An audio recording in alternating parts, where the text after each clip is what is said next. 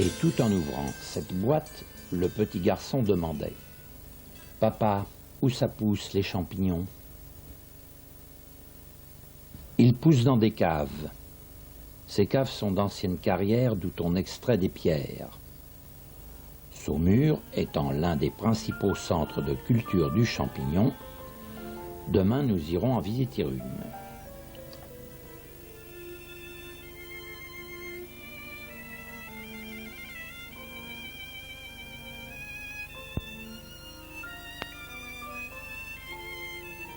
Ces hommes qui déchargent un wagon amènent dans les caves des tonnes de fumier de cheval, qui constitueront l'aliment du champignon.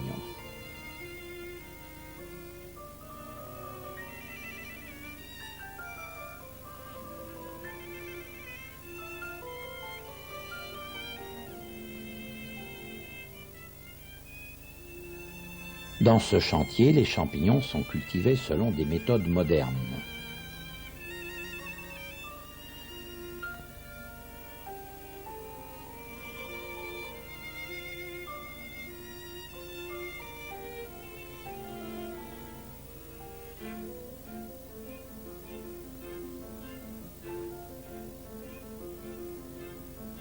Le fumier doit subir une préparation qui le transformera en un élément assimilable par le champignon. C'est le stade de la fermentation du fumier.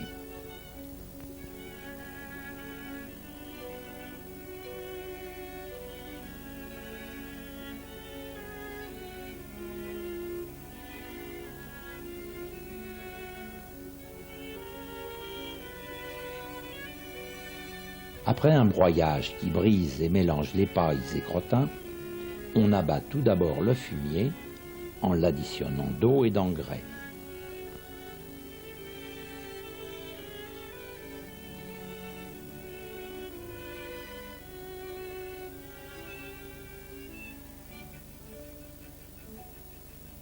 Le tas de fumier abattu entre alors en fermentation.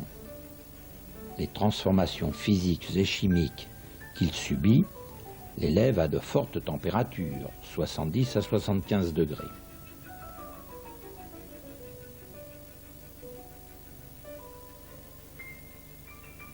Cinq ou 6 jours après l'abattage, on retourne le fumier, on refait le tas en mélangeant les différentes zones qui ont fermenté d'une façon plus ou moins homogène. S'il en est besoin, on ajoute encore de l'eau et de l'engrais.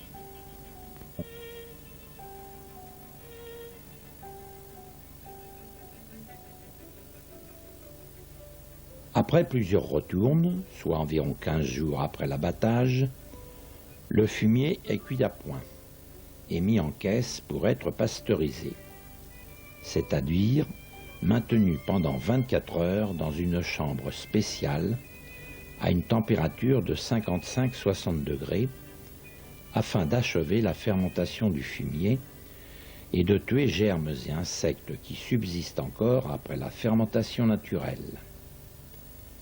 C'est cette pasteurisation qui constitue l'un des principaux objets de la culture moderne. Une fois pasteurisées, les caisses sont conduites dans une salle dite d'incubation pour être ensemencé du blanc de champignon, le mycélium, qui, se développant progressivement, envahit peu à peu tout le fumier dont il se nourrit. À l'issue des 3 semaines pendant lesquelles les caisses sont ainsi maintenues à une température de 20 degrés, elles sont sorties pour être placées dans les galeries de la cave.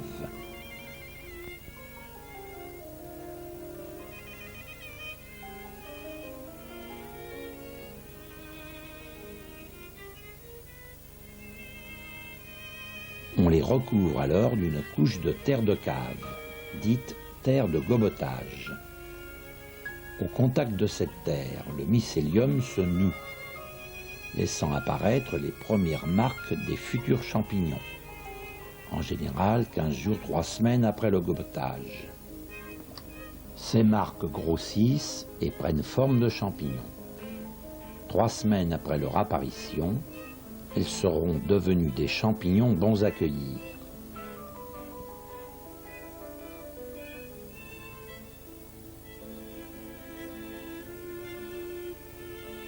Ainsi, 3 à 4 mois sont nécessaires entre l'arrivée du fumier à la cave et la cueillette des champignons. Une bonne cueille peut se poursuivre pendant 3 ou 4 mois.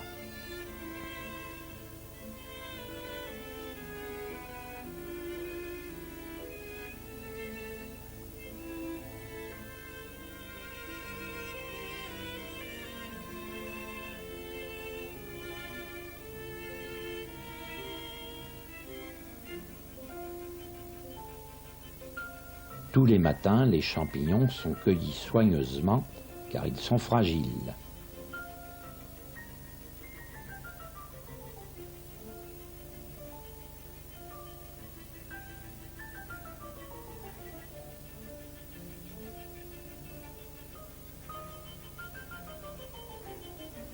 Une camionnette de ramassage passe alors pour les transporter à l'usine.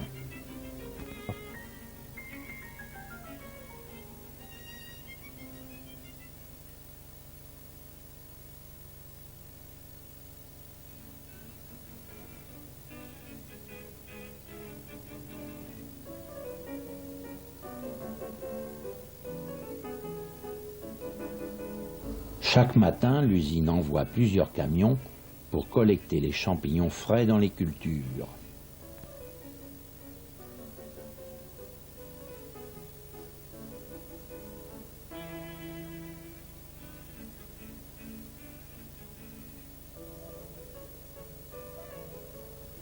Les véhicules rentrent immédiatement à l'usine où une vérification et une pesée des marchandises s'imposent avant le début de la fabrication.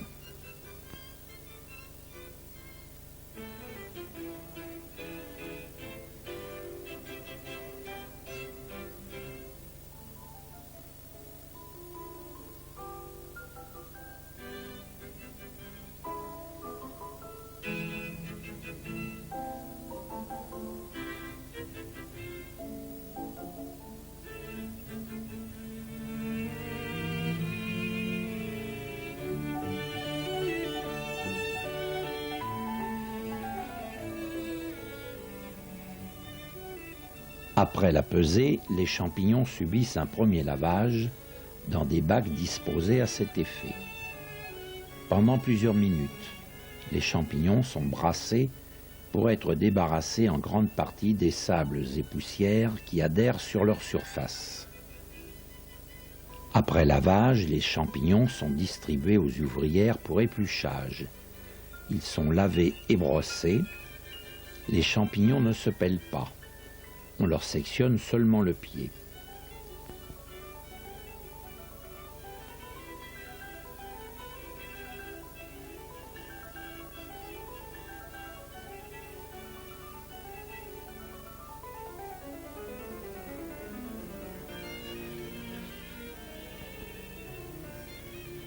Préalablement parés et nettoyés, ils sont transportés vers leur cuiseur pour subir une nouvelle opération.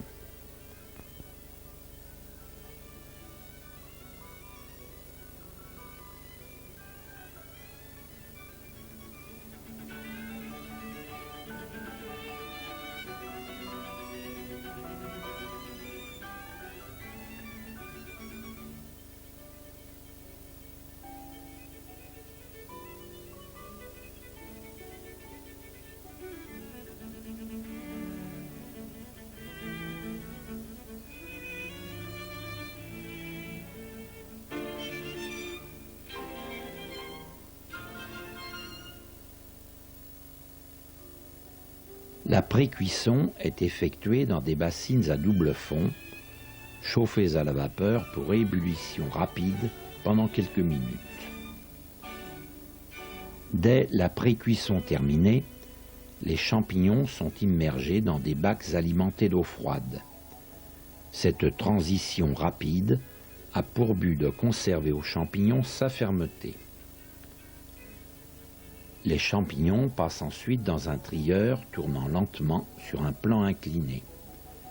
Les différentes grilles dont on aperçoit les alvéoles permettent de séparer les champignons suivant leur diamètre respectif.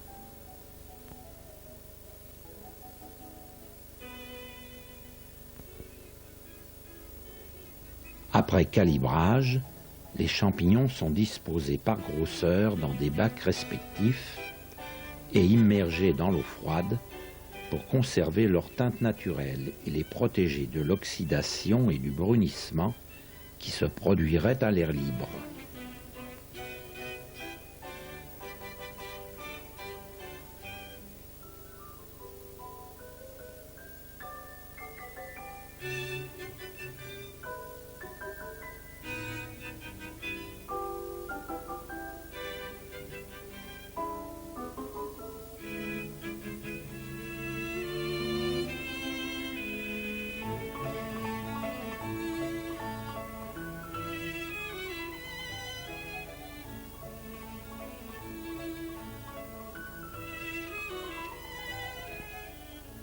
Conformément aux normes commerciales établies, les champignons sont classés par catégories très distinctes. Qualité extra. Champignons fermés, pieds coupés au ras du chapeau.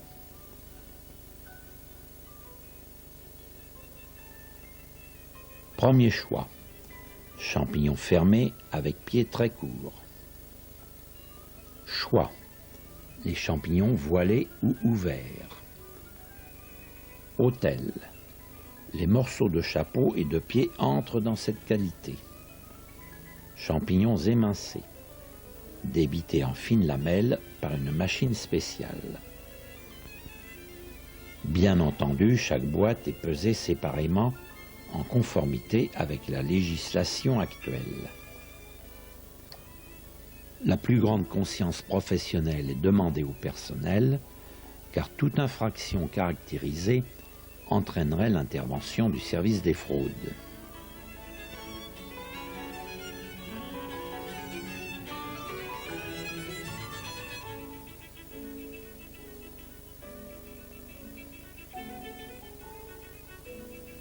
L'eau ayant servi à la pré-cuisson est conservée pour le jutage.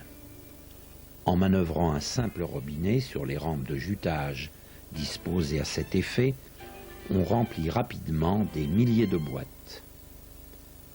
Le sertissage est la plus importante des opérations pour la garantie de la conservation du produit, d'où nécessité d'une surveillance constante dans le réglage des machines et dans le contrôle des boîtes serties.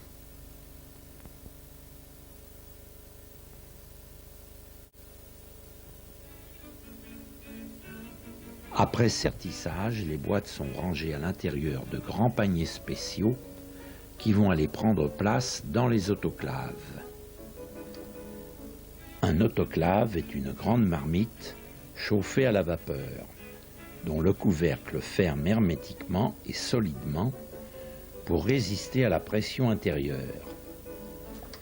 La température intérieure maximum devant évoluer entre 110 et 120 degrés pendant une durée bien déterminée, l'employé doit surveiller attentivement les appareils de contrôle pour assurer une bonne stérilisation et éviter tout accident matériel.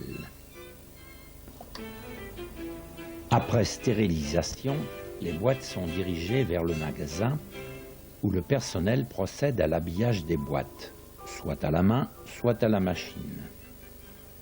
Pour l'étiquetage des boîtes, on choisit de préférence des couleurs vives pour capter l'attention de l'acheteur futur. Après étiquetage, les boîtes sont précieusement rangées dans les emballages, bois ou carton, pour être expédiées soit en France, soit à l'étranger. Cette industrie régionale, qui prospère d'année en année, assure à la France une place de choix sur les marchés étrangers et lui confère une renommée mondiale.